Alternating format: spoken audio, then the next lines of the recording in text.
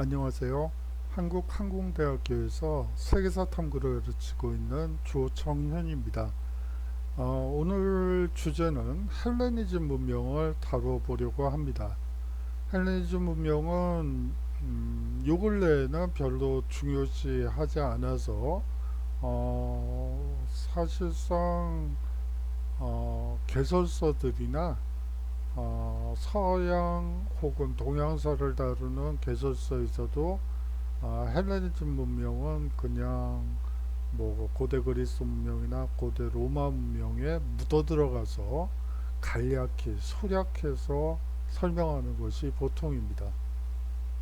하지만 헬레니즘 문명은 유대교라든지 뭐 훗날 크리스트교라든지 이슬람교라든지 또 뒤에 있을 르네상스 문명에 지대한 영향을 미치는 어떻게 보면 핵심 단원임에도 불구하고 좀 수업을 그냥 건너뛰는 그런 양상이기 때문에 한번 한 주를 할애해서 수업을 진행하려고 하고 있습니다. 자, 오늘의 강의를 먼저 살펴보도록 하죠. 먼저 학습 개요를 살펴보고요. 저번 주에 하지 못했던 자연 철학에서부터 아리스토텔레스까지의 이 고대 그리스의 철학을 한번 살펴보도록 하겠습니다. 사실상 다른 문명권의 철학과는 약간 좀 많이 결이 다르기 때문에 이 부분에 대한 이해를 먼저 한 뒤에 알렉산드로스 제국을 살펴본 뒤 그 다음으로 헬레니즘 문명의 의미에 대해서 설명을 드리면서 전체 강의 내용을 요약하도록 하겠습니다. 자, 학습 개요를 살펴보면요. 인간 중심의 고대 그리스 철학의 성격을 제가 오타를 쳤네요. 성격을 이해하고 그것이 근대과학의 발전에 미친 영향에 대해서 한번 살펴보도록 하겠습니다. 아울러서 알렉산드로스 대제가 점령한 지역의 핵심 거점에 알렉산드리아라는 도시를 건설하게 됩니다. 그 도시의 상징성에 대해서 한번 살펴보도록 하고요. 마지막으로 헬레니즘 문명에 대한 이해로 이번 시간을 마치도록 하죠.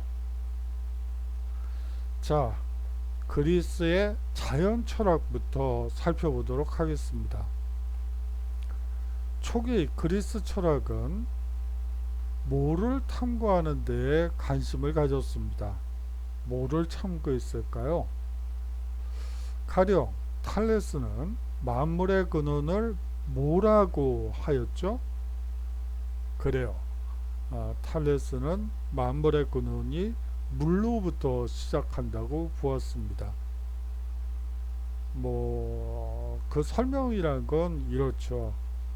자, 물에서 시작이 된다는 이유는 홍수가 이루어지면 이제 강이 범람을 해서 이제 뻘이 만들어지죠. 그러한 자연적인 현상에 의해서 세계가 만들어졌다고 보는 것이죠. 그 이전에는 어떻게 생각을 했을까요?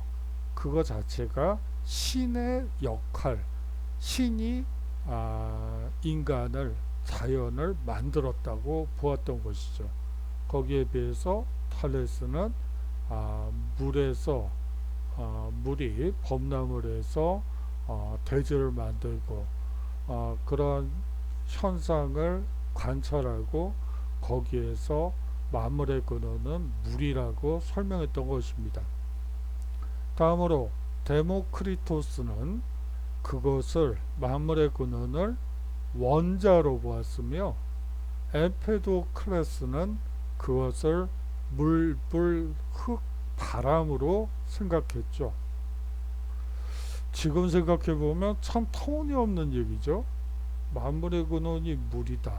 만물의 근원은 원자다. 만물의 근원은 물, 불, 흙, 바람이다.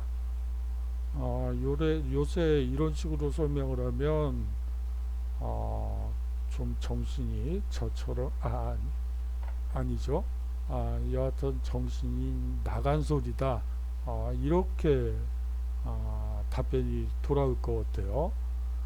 그렇다면 왜 이 사람들을 중요하게 보는 걸까요? 그 이유는 다음과 같습니다.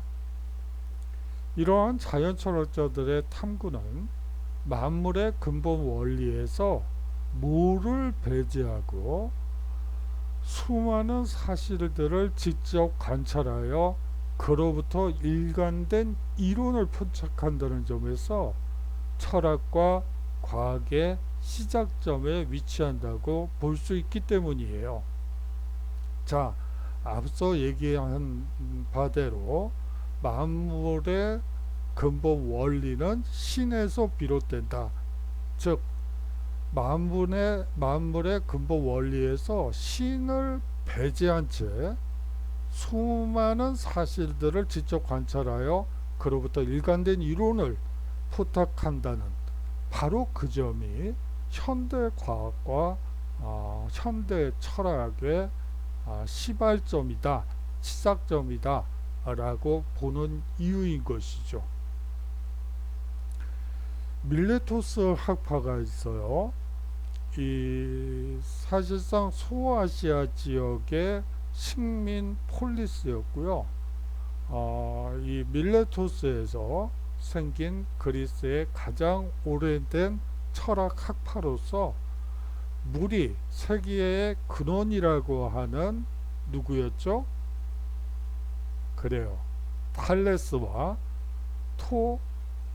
아페이론이라고 생각했죠. 이 세계의 근원이라고 생각한 아낙시만드로스, 그리고 공기를 세계의 근원이라고 하는 아낙시메네스가 그 중심 인물입니다. 그들은 과거에 무슨 사고방식에서 탈피하여 처음으로 만물을 자연 그대로 관찰하고 만물을 자연적 보편적 원리의 운동 변화로서 통일적 합리적으로 이해하고 설명하려 하였습니다. 그래요. 신화적 사고방식에서 탈피해서 그 이전에는 그리스 신화에 나온 바대로 누가 뭐를 만들었대더라 뭐 이런 얘기가 아니고 그런 과거의 신화적 사고방식에서 탈피해서 만물을 자연 그대로 관찰하고 만물을 자연적 보편적 원리의 운동 변화로서 통일적 특히 합리적으로 이해하고자 하고 설명하고자 노력했던 것이죠. 다음으로 피타고라스 학파가 있는데요. 이 나름대로 중요한 연구단체이자 종교단체이자 정당 조직이라고 볼 수가 있어서 한번 소개차 가지고 왔습니다. 기원전 6세기 전반에 이 피타고라스가 만든 고대 그리스 철학의 한 유파로서 수학적인 여러 과학, 수학, 천문학, 음악이론. 여러분들이 음악이론 그러니까 여기에 웬 수학이 들어오지? 라고 생각할 수도 있을 것 같아요. 사실상 작곡 이론의 대부분은 수학적인 기법을 사용하고 있죠. 뭐 화성부터 시작해서 대위법, 뭐 기타 등등 대부분의 작곡 이론이라는 것은 사실상 수학과 맞닿아 있다고 볼 수가 있습니다. 그래서 이 피타고라스 학파는 수학적인 여러 과학, 즉 수학, 천문학, 음악 이론에 업적을 남긴 연구단체이자 동시에 연구 생활을 통한 혼의 정화, 구제를 목적으로 하는 종교 단체이기도 했습니다. 또 정치적 성격도 농후했어요.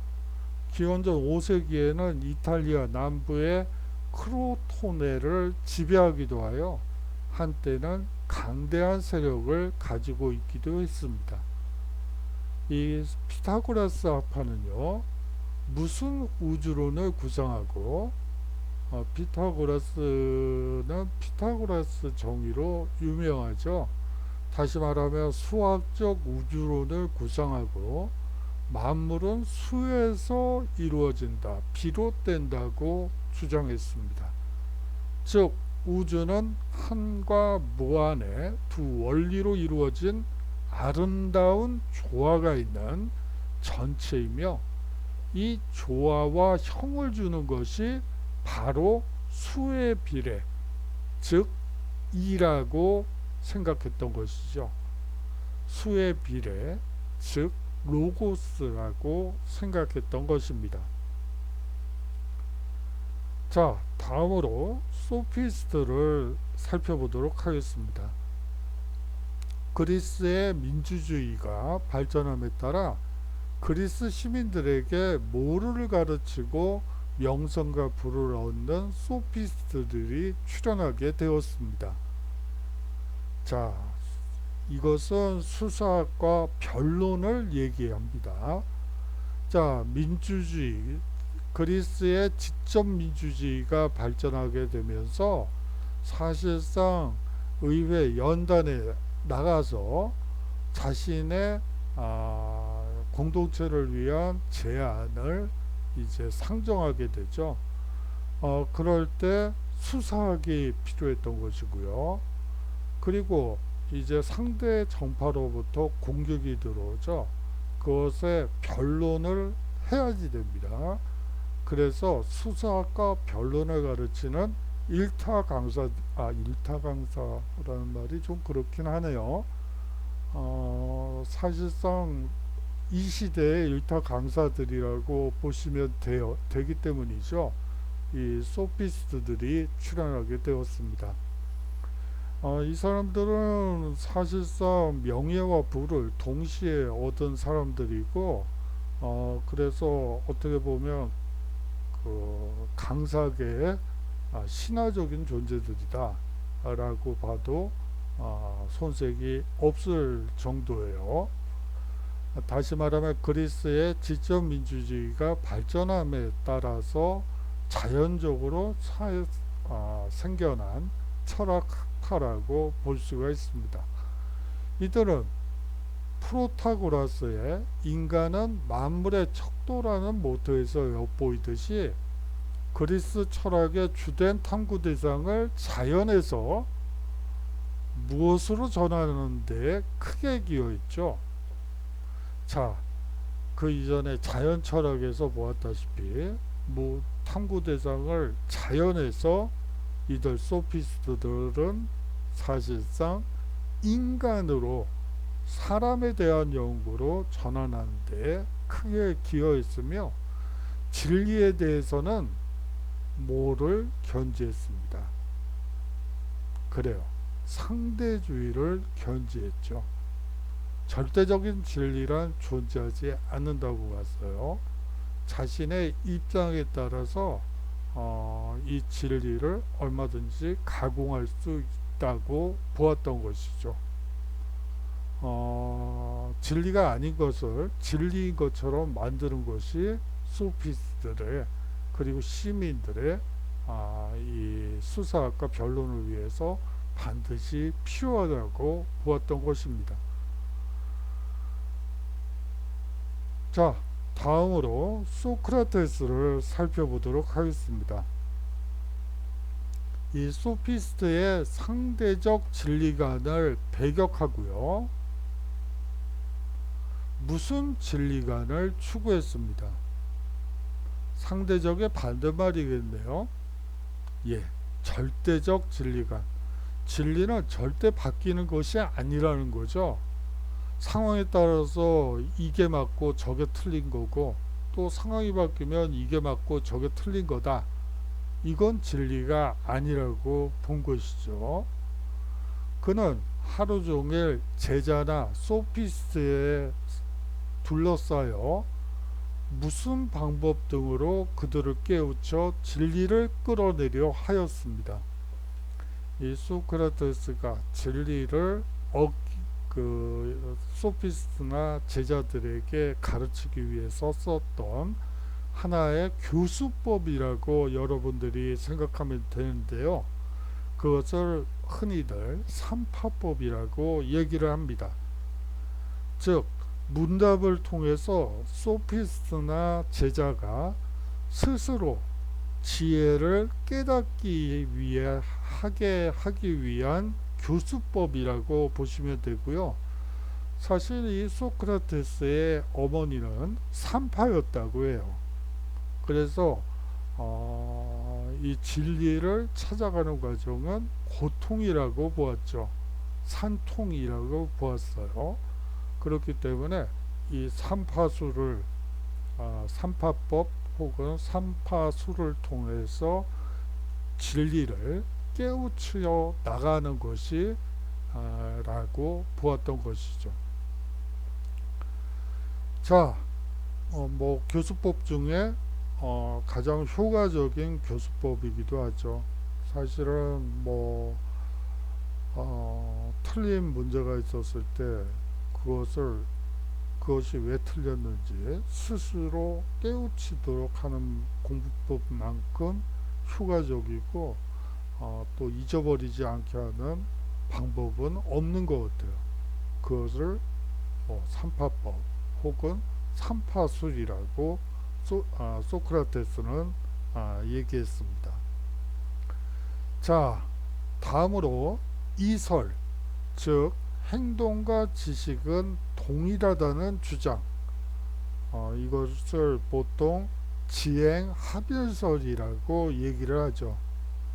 아는 것과 행동은 같다. 즉 우리가 선행을 해야 한다는 사실을 알고 있으면서도 그것을 행하지 않는다면 실상은 그 사실을 모른다는 것과 진배 없다고 소크라테스는 얘기했습니다. 아는 것과 행동은 일치해야 한다는 사실상의 지행합일설이라고 보시면 되고요. 이 지행합일설과 함께 무순설로 특징 지어지는 그의 사상은 플라톤과 아리스토텔레스 등으로 계승되게 되죠. 인간은 참된 삶을 통해 덕을 쌓을 때 가장 행복할 수 있다는 설이죠. 다시 말하면 지덕복 일치설이라고 우리가 얘기를 합니다. 아는 것, 지와 덕을 쌓을 때 덕, 그리고 행복해질 수 있다.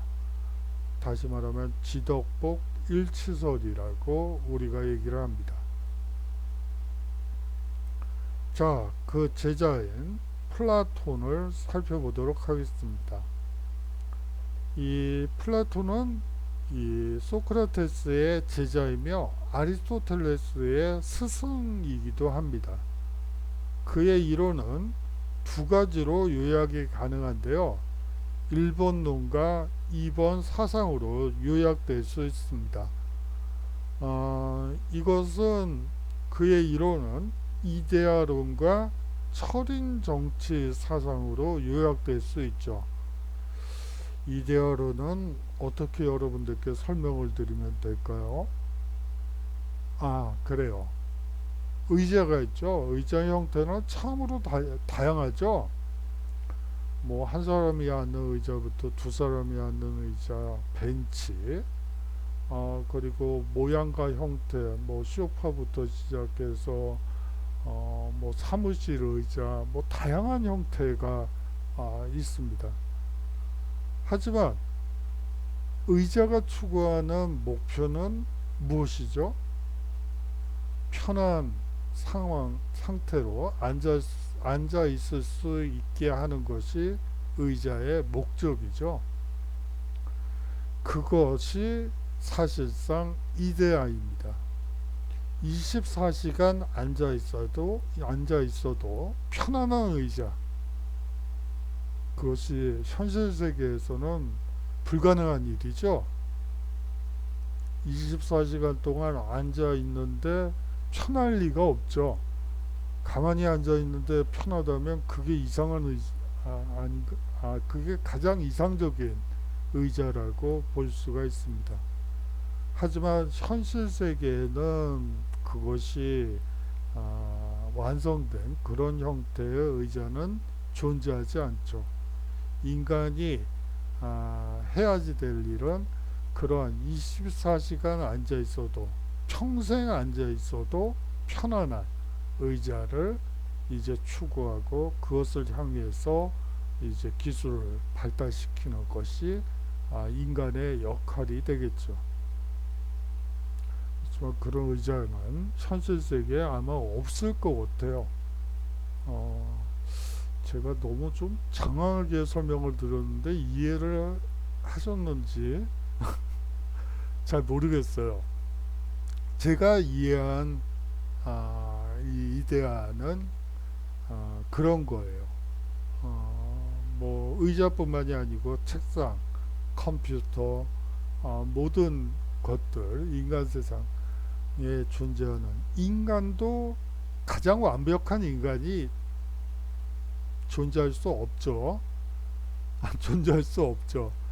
아니, 사람이 완벽하면 그게 신이지 그게 인간이 아니죠. 뭐 실수도 할 수 있고 뭐 잘못 대응할 수도 있는 거고 뭐 실수도 하고 그게 인간이지 완벽한 인간이라는 건 존재할 수 없어요. 하지만 완벽한 인간으로 이제 나아가는 노력은 필요하겠죠. 그것이 어떻게 보면 이데아론이라고 볼 수가 있고요. 그 다음으로 이 철인 정치 사상이라는 게 여기서 말하는 철인은 철학자예요. 그 철학자가 정치를 하는 세상 가장 완벽한 인간이라고 생각되는 철인이 정치하는 세상을 얘기하는 것입니다. 이 플라톤은 유아교육에서도 많이 다루어지는 사람이에요. 이 사람이 사실은 어렸을 때 이제 그 부모로부터 이제 떼어내서 유아원에서 이제 교육을 시키면서 이제 걸러내 가지고 5명의 철인 중에 한 사람이 이제 정치를 하면 완벽한 사회가 될 수 있을 것이라고 주장하기 때문에 이 유아 교육에서 상당히 중요한데 이 육아원을 만드는 이유는 사실은 이 가족으로부터 아이를 떼어내기 위해서죠. 가족이란 뭐죠? 사익이죠. 공동체이보다는 사익을 중시 여기는 조직이에요. 그렇기 때문에 뭐 누구의 아빠, 누구의 아들, 뭐 이런 식으로 규정되면 결국은 사익을 추구할 수밖에 없고 그렇기 때문에 공동체의 이익을 우선시하는 완벽한 인간으로 만들기 위해서는 아이를 가족으로부터 최대한 떼어낼 필요를 플라톤은 느끼고 있었어요. 그렇게 하면서 이제 점점 가족으로부터 아이를 떼어내서 이제 교육을 국가에서 시키고요. 이제 뭐 운동부터 시작해서 여러 지적 교육에 이르기까지 모든 과정을 마스터한 5명의 철인이 등장해서 그들이 교대로 이제 통치를 하면 이 완벽한 사회를 이상적인 세상을 만들 수 있다고 본 것이죠. 그래요. 그게 사실상 철인 정치라고 보시면 될 것 같습니다. 그는 이상적 세계, 즉 이 이데아론을 설정하고 현실 세계는 이러한 이데아를 모방한 불완전한 그림자에 불과하다고 보았으며, 이 철인 정치 사상을 구상하였는데 이는 사실상 전체주의적인 색채를 지니고 있다는 점도 중요합니다. 이 플라톤은 아테네가 펠로폰네소스 전쟁 이후에 활동한 철학자라고 보시면 됩니다. 그리고 이 플라톤은 그 귀족의 자제로 태어났었죠. 그렇기 때문에 이 스파르타의 전체주의적인 색채를 가장 이상적인, 다시 말하면 개인의 이익보다는 공동체의 이익을 위해서 목숨을 초계와 같이 바칠 수 있는 그러한 사회가 사실상 완벽한 사회라고 보았던 전체주의적인 색채를 많이 띤 철학자이기도 합니다. 나중에 루소라든지 뭐 히틀러라든지 뭐 여러 전체주의자들에게 많은 영감을 주게 됩니다. 루소 얘기가 나와서 루소 얘기를 잠시 할까요? 그래요. 뭐 약간 좀 옆으로 가도 될 것 같아요. 이 루소가 유명한 이유 중에 하나는 사실은 낭만주의의 아버지이기 때문이에요. 이 1760 몇 년도에 디종 아카데미에서 현상 논문을 공모를 합니다. 학문, 예술, 기회가 인류를 진보시켰는가 퇴보시켰는가 라는 그 주제를 가지고 현상 논문을 공모를 하게 돼요. 대부분의 사람들은 진보한다고 얘기를 했었죠. 왜요? 그 당시는 계몽 시대죠. 계몽주의 시대이기 때문에 대부분의 학자들이 사회는 진보한다. 학문, 예술, 기회는 결국 인류를 진보시킬 것이다. 라고 얘기를 합니다. 그런데요, 이 루소는 정반대로 얘기했죠. 학문, 예술, 기회는 인간을 올가매는 족쇄에 불과하다. 그것을 깨트리고 나아갈 때 결국은 사회는 진보하게 될 것이다. 그런 식의 논리를 폈습니다. 다시 말하면 이 학문, 예술, 기회는 전혀 진보하고는 상관없고 우리를 올가매는 하나의 사슬에 불과하다 라고 주장함으로써 아주 그 당시에는 파격적인 주장을 함으로써 유명세를 얻게 된 분이기도 합니다. 그래서 그 사람 책 중에 그 젊은 몽상가의 산책이라는 소설이 있어요. 불문학에서 프랑스 문학에서 종종 다루어지는 주제이기도 한데 사실상 몽상가라는 말 속에 들어가 있듯이 이 사람은 낭만주의의 아버지라고 불란서 문학 쪽에서는 평가하고 있습니다. 잠깐 옆으로 갔네요. 다음으로 이제 아리스토텔레스를 살펴보도록 하죠. 이 플라톤의 제자이지만 그의 이데아론을 그대로 받아들이지는 않았습니다. 그는 플라톤처럼 이데아가 그저 초월적인 것만이 아니라 현실 세계 속에 깃들어 있다고 본 것이죠. 완벽한 의자라는 건 존재하지 않는다고 플라톤은 보았던 데 비해서 그 이데아의 부스럭이라도 의자에 있어야지만 의자라는 거죠. 일단 앉을 수 있어야지 의자죠. 그러면 그 자체로서 이데아가 부분적으로 반영된 것이라고 보았던 거예요. 그는 근대 이후 나타난 거의 모든 분야의 학문의 토대를 마련한 고대 철학자이기도 합니다. 그래요. 이 사람은 무슨 아버지 자가 많이 붙어요. 물리학의 아버지라는 호칭도 얻고요.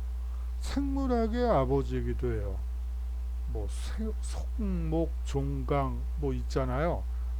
생물을 종속목으로 분류하는 체계를 만든 것이 이 아리스토텔레스예요. 거기다가 이 사람은 언어학의 아버지이기도 해요. 언어를 아주 체계적으로 분석을 했죠. 뿐만이 아니고 거의 모든 학문 분야의 토대를 마련한 어떤 학문을 하던 이 사람은 반드시 언급이 되고 있어요. 그래서 그의 사상은 모모 이후에 근대 서양 학문의 전개와 발전에 지대한 영향을 끼치게 됩니다. 그의 사상은 르네상스 이후 그 근대 서양 학문의 전개와 발전에 지대한 영향을 끼치게 되죠. 자, 헬레니즘 문명으로 넘어가죠. 이 헬레니즘 문명은 사실상 개념적으로 봤을 때 확대된 그리스라고 보시면 될 것 같습니다. 기원전 336년 20살의 청년 알렉산드로스가 그리스 북부의 무슨 왕국의 왕으로 즉위하게 됩니다. 마케도니아 왕국의 왕으로 즉위하였죠. 비교적 발전이 늦었던 이 마케도니아 왕국은 이 무렵 폴리스의 문화를 적극적으로 받아들이고 산업과 군대를 육성하게 됩니다. 알렉산드로스는 먼저 오랜 내부에 빠져있던 폴리스 세계를 정복한 뒤 그 대표자를 자처하며 무슨 원정길에 올랐죠. 그래요. 페르시아 원정길에 오르게 됩니다. 이미 잦은 왕위 쟁탈 전에 비틀거리던 페르시아는 그의 말발굽 아래 순식간에 무너지게 됩니다. 즉, 이 마케도니아 왕국은 사실상 바르바르라는 용어로 쓰고 있어요. 다시 말하면 야만인이라고 볼 수가 있어요. 그리스 사람들은 이 마케도니아 왕국을 보고 저런 미개한 그것을 바르바르라고 얘기를 했죠. 이 무슨 말인지 모르겠는데 이 희한한 말을 하는 사람들이라는 게 이 바르바르라의 어원이라고 볼 수가 있어요. 약간 좀 얘기를 옆으로 바꿔서 이 삼국사기나 삼국유사를 보시면 이 초기 백제 고구려 신라가 일어설 무렵에 말갈족들이 그렇게 많이 쳐들어와요. 뭐 고구려의 말갈족이 쳐들어오는 거야 뭐 거기 북쪽에 있으니까 당연한 일인데 그게 아니고 한강유역 그리고 경주역에 말갈족이 있대요. 말갈족이 쳐들어와서 뭐 물리쳤다 그런 기사들이 온주 혹은 박희혁 고세조에 많이 나와 있어요. 그 초기 신라 사료에 보면 나와 있죠. 거기서 말갈족은 우리가 알고 있는 그 말갈족은 아닌 것 같고, 사실상 신라나 백제 세력을 적으로 생각하는, 그리고 문화가 다른 그런 사람들이라고 보는 게 자연스러울 것 같아요. 말갈족이 고구려를 통과해서 뭐 백제 한강 유역까지, 그리고 경주 지역까지 쳐들어왔을 것 같지는 않고요. 그 주변에 있던 백제를 거부한 세력들, 신라를 거부한 세력들이라고 보는 게 자연스럽죠. 제가 너무 좀 옆으로 샜네요. 뭐 그렇고요. 그러한 야만족이라고 치부해서 한때는 이 마케도니아 왕국 같은 경우엔 올림픽에 참여를 못하게 돼요. 그러다가 이제 폴리스 세계가 커지게 되면서 이제 마케도니아도 이 올림픽에 참여하게 되지만, 여하튼 그 정도로 야만족이라는 평가를 받았었던 것이죠. 이러한 마케도니아가 폴리스 문화를 받아들이고 산업과 군대를 육성하면서 이제 페르시아, 이 그리스 발칸반도를 통일하고 정복한 뒤에 그들을 데리고 이제 페르시아 원정길에 나서게 됩니다. 내분에 지쳐있던 그리스인들은 이제 기회를 찾아 앞다투어 페르시아로 향하였고, 알렉산드로스 역시 각지에 자신의 이름을 딴 도시인 알렉산드리아를 건설하여 경제 발전을 북돋웠습니다. 비록 제국은 그가 죽은 뒤 여러 나라로 나뉘었지만, 광활한 서아시아와 이집트 지역에 폴리스의 문화가 전파되었고, 여기서 핵심은 서아시아와 이집트 지역까지도 폴리스의 문화가 전파되었고, 상공업과 무역도 눈부시게 발전하게 됩니다. 이 지역들은 그리스화된 세계, 즉 헬레니즘 세기가 되었습니다. 여러분들이 현대 올림픽 올림픽 경기를 보시다 보면 헬라스라는 국명을 딴 선수들이 출전하는 경우가 있어요. 거기서 말하는 헬라스는 결국은 그리스를 얘기하는 것이죠. 자, 다음으로 알렉산드로스 제국에 대해서 살펴보도록 하겠습니다. 자, 이 알렉산드로스는 원정에 나선 지 불과 10년 만에 페르시아를 정복하고 어느강 유역까지 침략하였습니다. 우리가 보통 인더스강이라고 얘기를 하죠. 인더스강 유역까지 침략하게 됩니다. 알렉산드로스가 정복한 넓은 지역은 그가 죽은 뒤 여러 나라로 나뉘었지만 수백 년 동안 일정한 공통점을 지니고 있었습니다. 그리스의 화폐와 언어가 사용되고, 그리스인과 현지 귀족 간의 결혼이 이루어지는가 하면 문화의 교류도 활발하였기 때문이죠. 특히 인도에서는 그리스 조각의 영향을 받아 무슨 미술이라는 불교 미술이 발달하였는데, 이는 우리나라에까지 영향을 끼치게 됩니다.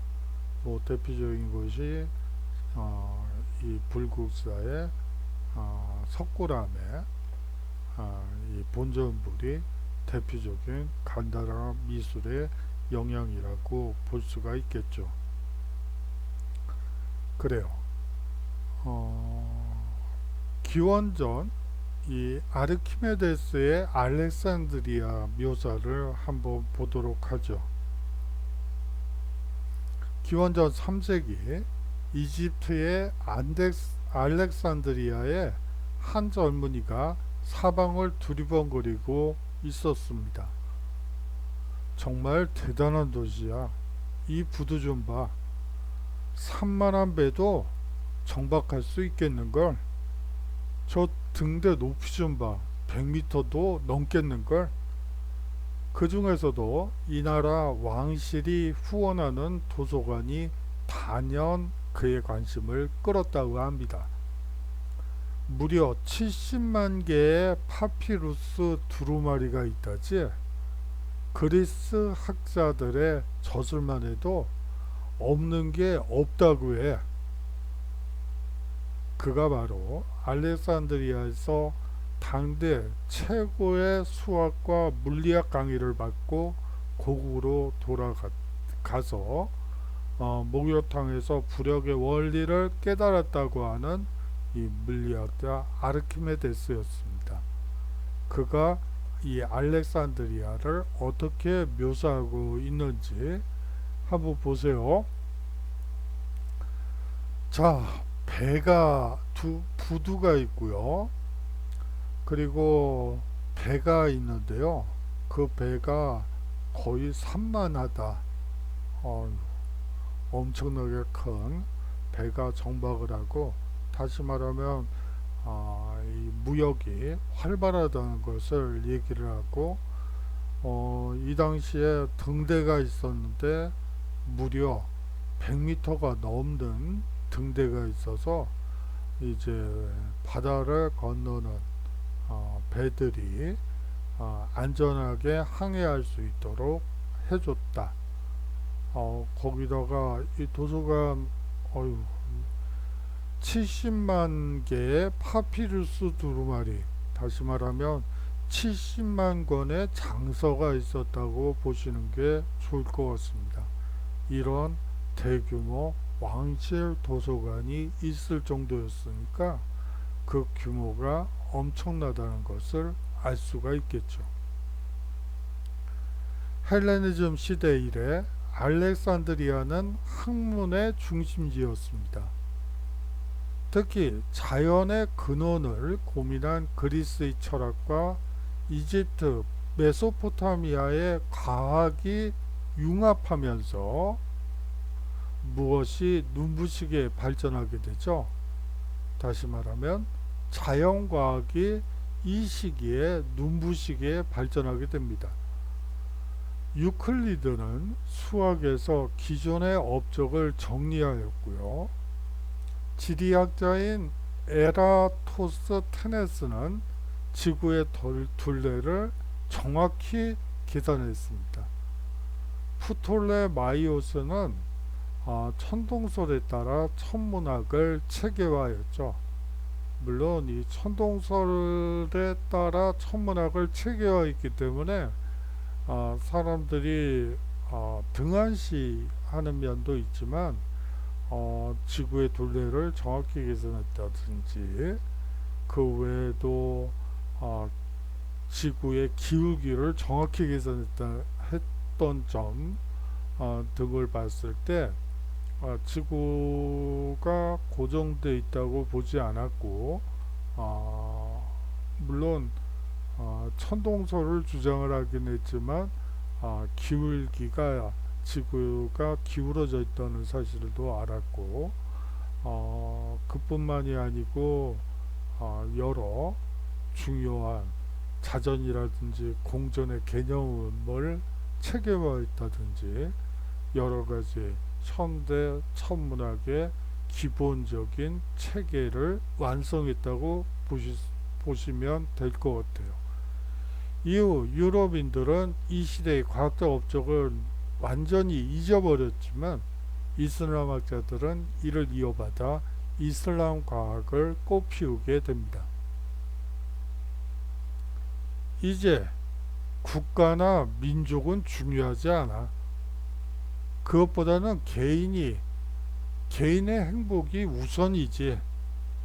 라는 생각이 바로 헬레니즘 문화의 핵심입니다. 그래요. 이 알렉산드로스 제국은 사실상 국가나 민족을 대단히 큰 규모로 하나로 뭉쳐놨죠. 개별적인 국가나 민족은 별로 중요하지 않아요. 오히려 개인의 행복이 더 중요하다라는 개인주의가 발달하게 되는 것이죠. 그리하여 누구는 현실 세계에서 정신적인 만족을 추구하는 것이 가장 중요하다라는 주장을 내놓기도 했습니다. 바로 에피쿠로스가 되겠죠. 우리가 보통 에피쿠로스 학파로 더 잘 알고 있는 바로 그 에피쿠로스입니다. 개인을 더 중요시하는 사상은 미술과 같은 예술 영역에서도 드러나게 됩니다. 그리스 시대의 미술 작품은 뭐를 중시했는데 그에 비해 헬레니즘 시대의 미술은 인간의 육체나 감정을 있는 그대로 드러내는 작품이 많았던 것이죠. 즉 그리스 시대의 미술 작품은 조화와 균형을 중시했던 것에 비해서 헬레니즘 시대 미술은 인간의 육체나 감정을 있는 그대로 드러내는 작품이 많았습니다. 그래요. 신화에 나오는 그 신을 조각상으로 표현을 했기 때문에 조화와 균형을 중시 여겼죠. 그리스 시대 미술은. 거기에 비해서 헬레니즘 시대 미술은 인간의 육체나 감정이 있는 그대로 드러내는 특징을 가지고 있어요. 바로 이 점이 르네상스 미술에 더 큰 영향을 미쳤던 것이죠. 그런가 하면 이 실용적인 자연과학도 발달했습니다. 아르키메데스가 목욕탕에서 부력의 원리를 알아냈고 최초로 여러 사람 앞에서 인체를 해부했던 해부학의 아버지 헤로필로스도 이 무렵에 활약하던 의학자입니다. 헬레니즘의 영향은 알렉산드로스가 32살의 나이로 세상을 떠난 뒤에도 그 문화는 300년 후까지 계속되었죠. 헬레니즘 문명은요, 어떤 의의가 있었을까요? 이 알렉산드로스가 위대한 이유는 단지 그가 거대한 제국을 정복하였다는 의미에서가 아닙니다. 그는 헬레니즘이라는 새로운 문명의 탄생을 가능하게 했기 때문이죠.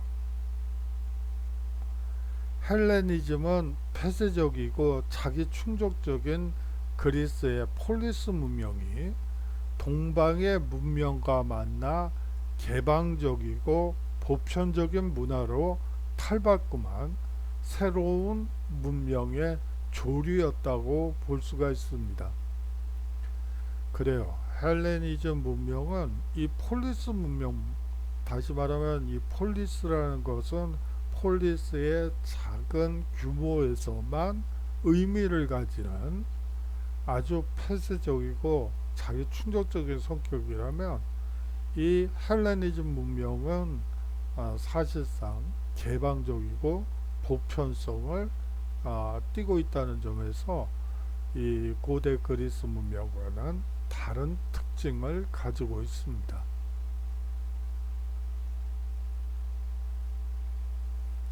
알렉산드로스의 정복 사업은 국제적인 문명의 교류를 가능하게 하였죠. 그리스 문화는 페르시아를 건너 인도에서도 새로운 창조력을 발휘했으며 앞서 얘기했던 간다라 미술이 대표적이라고 볼 수가 있고요. 그가 개척한 육로와 해로를 통해 각 문명 세계들이 연결되었다고 볼 수가 있습니다. 원정로의 개척으로 동서 문화의 교류가 확대되면서 공식 화폐로 누구의 주화가 사용되고, 이것을 아테네의 주화가 사용되고, 아테네의 언어인 모가 국제어로 쓰이게 됩니다. 우리가 보통 코이네라고 얘기를 하죠. 이 코이네가 국제어로 쓰이게 됩니다. 이 코이네는 사실상 로마 시대에도 국제어로 사용되고 있어요. 두 번째 시간에서 잠시 말씀드렸던 바와 마찬가지로 이 시대에 사실상 로마 원로원 혹은 평민회나 민회에서 민회와 평민회는 다른 거예요. 그거는 이제 로마 시대에 자세히 살펴보기로 하고요. 이제 사실상 좀 유식한 채 하면서 문자 좀 섞어가면서 이 발표를 하려면, 발언을 하려면 이 코인회가 반드시 들어가야지만 됐어요.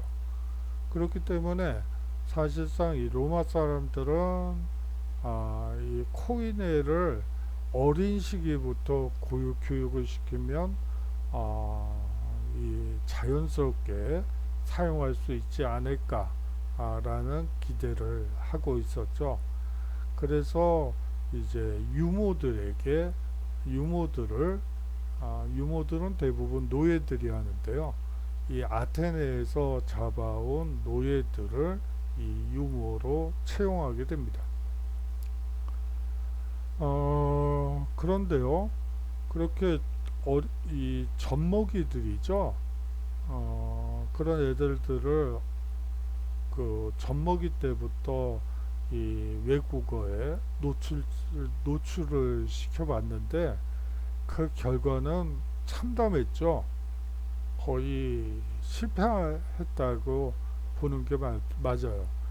이 어린 나이에 외국어 조기 교육이 사실상 성공한 예가 그렇게 많지가 않아요. 역사적으로 보면, 경험적으로 보면은 외국어 조기 교육이 그렇게 된 경우가 거의 없죠. 이 로마 얘기가 나와서 그러는데, 로마의 경우에는 이 학문하는 노예들이 있어요. 이게 무슨 얘기일까요? 노예인데 이 학문하는 노예들이 있었어요. 이 학문이나 공부는 정신 노동이죠. 그러다 보니까 노동이잖아요. 그러다 보니까 노예들이 하는 거죠. 고상한 귀족들이, 로마 시민들이 무슨 골치 아프게 공부를 하고 직접 노동을 하겠어요. 그건 그냥 하찮은 노예들이 하면 되는 거고, 그렇게 생각을 했죠. 로마가 멸망한 이유를 찾는 학자들 중에는 이 로마 사람들이 이 학문 노예들 그런 식으로 해서 모든 것을 노예들에게 맡기게 되면서 결국 이 로마 제국이 붕괴된 것이다 라고 설명하는 사람도 있는데, 그거는 그냥 그렇게 주장을 하는 것 뿐이죠. 멸망의 원인을 찾는 것보다는 사실은 어떻게 작은 폴리스에서 시작한 로마가 1000년간 나라를 유지할 수 있었는가를 분석하는 게 더 합리적인 것 같아요. 왜 붕괴됐는가를 찾는 건 별 의미가 없고, 어떻게 여러 난관과 고난을 이겨내고 1000년간 나라가 종속될 수 있었는지를 분석하는 게 훨씬 더 난 게 아닐까 하는 생각이 개인적으로 드네요. 제가 옆으로 좀 또 샜네요. 또한 그는 동방적 요소를 배척하지 않고 도입했을 뿐만 아니라 더욱 적극적인 결혼 정책을 통해서 자신이 정복한 세계의 모든 인류가 동질감을 가지고 살아나가길 바랬습니다. 이러한 동서융합 정책은 자신이 넓혀놓은 세계의 활발한 문화교류를 촉진시켰으며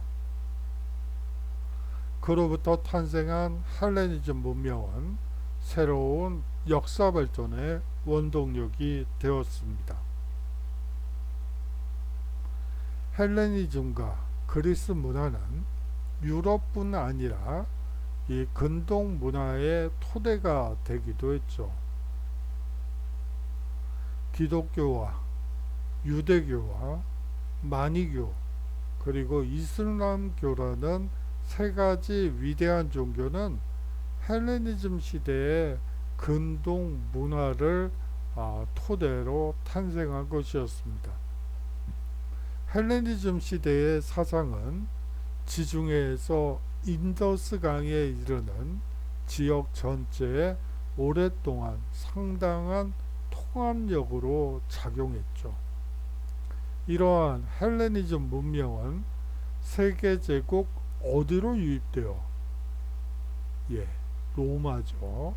로마로 유입되어 서양 문명의 근간으로 뿌리내렸고 이후 역사 전반에 영향을 미치면서 오늘날까지도 서양 문명의 핵심 요소로 자리 잡고 있습니다. 그렇기 때문에 이 헬레니즘 문명은 상당히 중요한 테마예요. 그가 남긴 전쟁의 부정적인 이미지에도 불구하고 그의 정복 사업은 문명의 거대한 발전과 교류를 가능하게 하였으며 역사의 진보를 가능하게 하였습니다.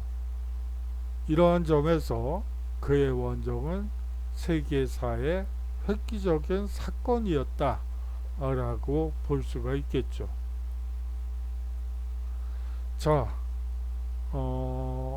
오늘이 5주차, 형식적으로는 6주차이기는 한데요. 하지만 5주차이기 때문에 과제를 드리도록 하겠습니다. 오늘도 3개 중에 1개를 작성해서 제출해 주시면 됩니다. 제가 중간고사 대체 리포트 주제 역시 3개를 여러분들께 각 메일로 혹은 카톡으로 메일로 받지 못했다는 분들은 카톡으로 전달해 드렸습니다. 그 3가지 주제 중에 1개만 하면 되지 않느냐 라고 또 문의를 하시는 분들이 있는데요. 중간고사 대체 리포트만큼은 3가지 주제를 모두 작성해서 제가 하나의 중간고사 대체 리포트 양식을 여러분들께 보여드렸죠. 그거를 개별적으로 좀 보내달라고 부탁을 하시는데 그거는 그렇게 하지는 않겠어요. 그거를 똑같이 쓰실 똑같이 하실 필요는 없고 제목은 똑같이 하고 그 내용은 다르게 하고 그렇게 되고 또 한 가지 이 중간 리포트와 관련해서 벌써 보내주신 분도 있어요. 사실은 좀 생각도 하고 나름대로 글을 좀 다듬을 시간이 필요할 것 같은데 그냥 한 3, 4일 만에 후다닥 해서 보내주신 분들도 있습니다. 그냥 제가 그거는 마음은 감사하지만 받지는 않겠다 라고 말씀을 드릴게요. 좀 더 좀 다듬고 글을 한번 음미를 하면서 수정돼 보는 것도 수업의 연장으로서 중요하기 때문에 그거는 그냥 마음은 고맙지만 제가 사양하겠다 라고 말씀을 드리겠습니다. 어떻게 그렇게 후다닥 하셨는지 그 방법이 참으로 흥미롭고 한번 만나 뵙고 어떻게 그렇게 빨리 할 수 있는지 그 방법론을 배워보고 싶은 생각이 들긴 하지만 좀 그렇더라고요. 내용이. 그래요. 자, 요번 주 과제는요. 인간 중심의 고대 그리스 철학의 성격을 설명하고 그것이 근대 과학의 발전에 미친 영향을 여러분들이 작성해서 제출해 주시면 되고요.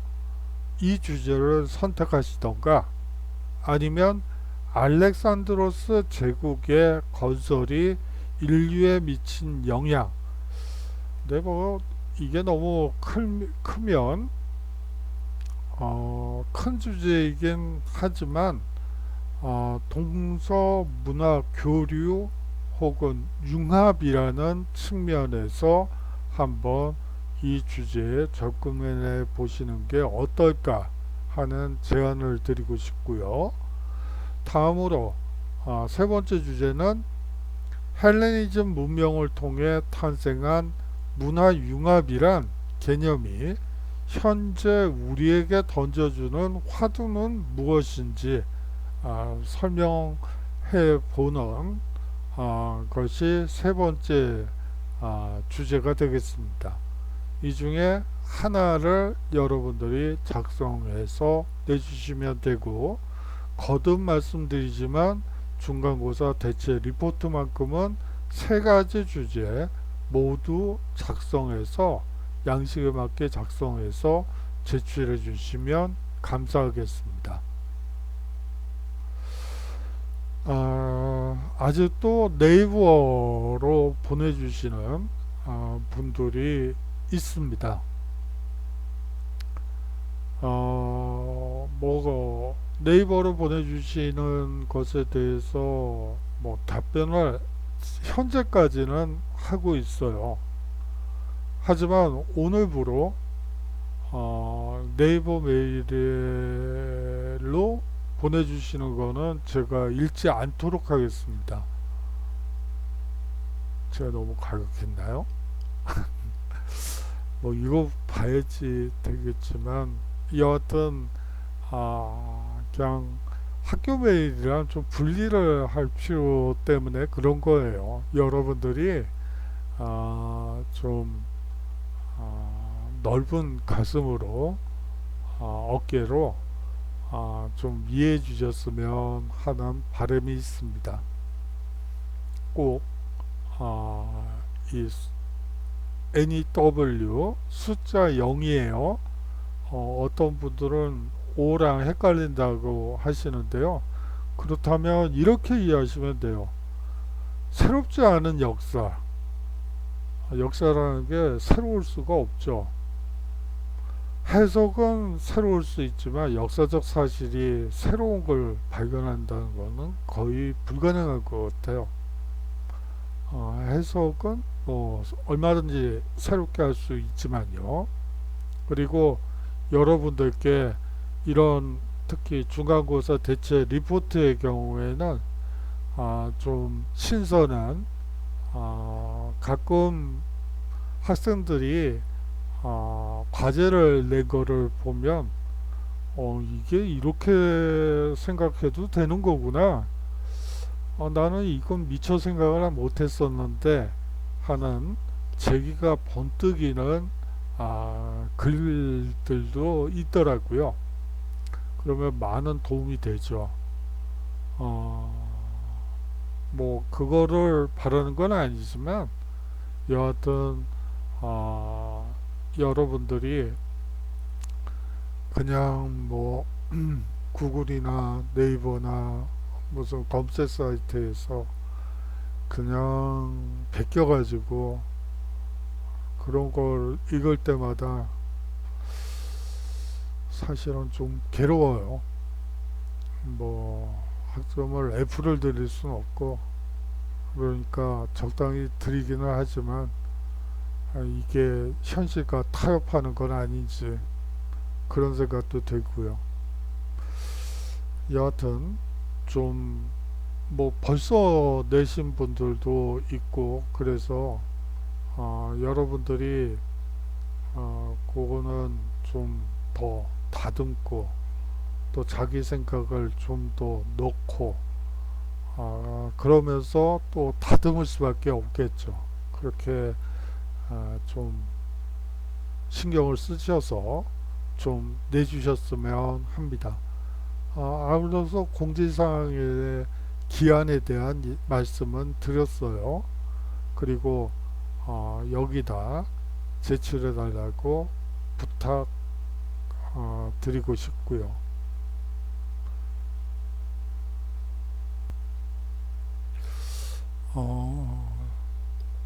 이 비정상 수업이 언제까지 지속될 건지 참 그래요.